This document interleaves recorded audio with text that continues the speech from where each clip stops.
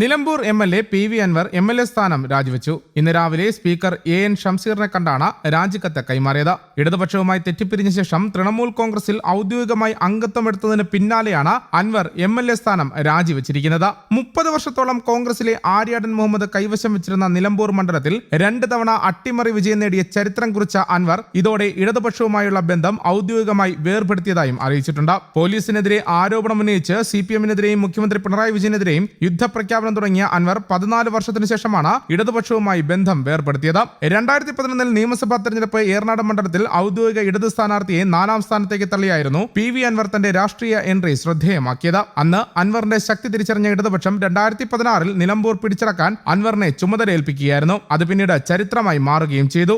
MLA സ്ഥാനം രാജിവെച്ചതിന് ശേഷം മാധ്യമങ്ങളെ കണ്ട PV അൻവർ സംസാരിക്കുകയുണ്ടായി. പിണറായിസത്തിനെതിരെയുള്ള തന്റെ പോരാട്ടത്തിന് PV അൻവർ നന്ദി പറയുകയുണ്ടായി. നിയമസഭാ സ്പീക്കർ AN ഷംസീറിന് രാജിക്കത്ത് നേരിട്ട് കൈമാറിയ ശേഷം തിരുവനന്തപുരത്ത് മാധ്യമങ്ങളെ കാണുകയായിരുന്നു അദ്ദേഹം. കേരളത്തിലെ ജനങ്ങൾക്കും കഴിഞ്ഞ 5 മാസമായി പിണറായി സർക്കാരിനെതിരെ പിണറായിസത്തിനെതിരെയും നടത്തിയ പോരാട്ടത്തിൽ പിന്തുണ നൽകിയ പൊതുസമൂഹത്തിനും നന്ദിയെന്നാണ് PV അൻവർ പറഞ്ഞത്. 2016 2021 നിലമ്പൂരിൽ നിന്ന് വോട്ട് ചെയ്ത് വിജയിപ്പിച്ച ജനങ്ങൾക്കും നന്ദി പറയുന്നു. നിയമസഭയിൽ ആദ്യമായി എത്തിച്ചേരാൻ പിന്തുണ നൽകിയ LDF-ന്റെ നേതാക്കൾക്കും പ്രവർത്തകർക്കും നന്ദിയെന്നും അൻവർ കൂട്ടിച്ചേർത്തു. കഴിഞ്ഞ 11-ാം തീയതി തന്നെ സ്പീക്കർക്ക് ഇമെയിലിലൂടെ രാജിക്കത്ത് അയച്ചിരുന്നു. സ്വന്തം കൈപ്പടയിൽ എഴുതി ഒപ്പിട്ട് രാജി സമർപ്പിക്കണമെന്ന് ആക്ടിൽ പറയുന്നുമുണ്ട്. നേരിട്ട് അയക്കാൻ സാഹചര്യമില്ലായിരുന്നു. ഇന്ന് നേരിട്ട് സമർപ്പിക്കുകയായിരുന്നു. രാജി സ്വീകരിക്കേണ്ട ഉത്തരവാദിത്തം സ്പീക്കർക്കാണ്. രാജി സ്വീകരിക്കണമെന്നും കത്തിൽ അഭ്യർത്ഥിച്ചിട്ടുണ്ടെന്നും അൻവർ പറഞ്ഞു. രാജിവെക്കുക എന്ന ഉദ്ദേശത്തോടെയല്ല കൽക്കട്ടയിലേക്ക് പോയതെന്നും അവിടെ പോയി TMC നേതാക്കളോട് സംസാരിക്കുകയും മമതാ ബാനർജിയുമായി വീഡിയോ കോൺഫറൻസ് വഴി കൂടിക്കാഴ്ച നടത്തുകയും ചെയ്തുവെന്നും അൻവർ വെളിപ്പെടുത്തി.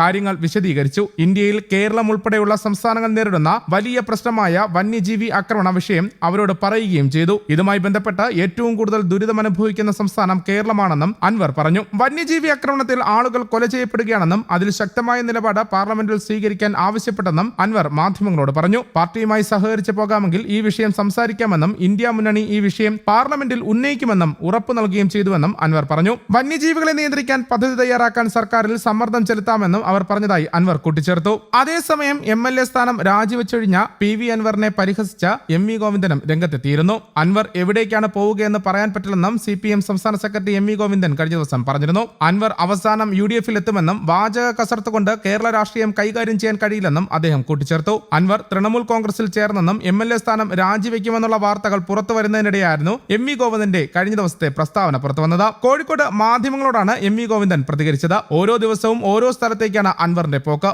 അവസാനം അൻവർ UDF-ൽ തന്നെ എത്തും. കേരളത്തിൽ LDF UDF എന്നീ 2 ഭാഗങ്ങൾ മാത്രമേ ഉള്ളൂ. അതിനിടയിൽ നിന്ന് പോകാൻ സാധിക്കുന്ന യാതൊരു സാഹചര്യവും കേരളത്തിലില്ല. അതുകൊണ്ട് അൻവറിന്റെ സ്ഥാനം UDF-ലായിരിക്കുമെന്നും MV ഗോവിന്ദൻ പറയുകയുണ്ടായി. കേരള രാഷ്ട്രീയത്തിൽ വലിയ ചലനങ്ങളുണ്ടാക്കിയ നേതാവാണ് PV അൻവർ. 2016 നിലമ്പൂർ പിടിച്ചെടുത്ത PV അൻവർ 2021 ഇത് ആവർത്തിച്ചതോടെ മണ്ഡലം അൻവറിന്റെ കുത്തകയായി മാറുകയായിരുന്നു. 2016 അപേക്ഷിച്ച് 2021 വലിയ വോട്ട് ചോർച്ച മണ്ഡലത്തിൽ അൻവറിനുണ്ടായെങ്കിലും വിജയം തുടരാനായത് ഇടതുപക്ഷത്തിന്റെ ഏറെ ആശ്വാസമായി മാറുകയും ചെയ്തിരുന്നു. AICC അംഗവും ഇടവണ്ണ പഞ്ചായത്ത് പ്രസിഡന്റുമായിരുന്ന PV ഷൗക്കത്ത് അലിയുടെ മകനായ അൻവർ കോൺഗ്രസ് വിദ്യാർത്ഥി രാഷ്ട്രീയത്തിലൂടെയാണ് പൊതുപ്രവർത്തന രംഗത്തെത്തിയത്. KSU സംസ്ഥാന സെക്രട്ടറി, യൂത്ത് കോൺഗ്രസ് മലപ്പുറം ജില്ലാ vice president, Democratic Indira Congress ജില്ലാ വൈസ് പ്രസിഡന്റ് എന്നീ നിലകളിലും പ്രവർത്തിച്ചിരുന്നു. 2014 വയനാട് മണ്ഡലത്തിൽ നിന്ന് സ്വതന്ത്രനായും 2019 ഇടതു സ്വതന്ത്രനായി പൊന്നാനിയിൽ നിന്നും ലോക്സഭാ തെരഞ്ഞെടുപ്പിൽ മത്സരിച്ചെങ്കിലും പരാജയമായിരുന്നു ഫലം. News desk Kerala Kaumudi.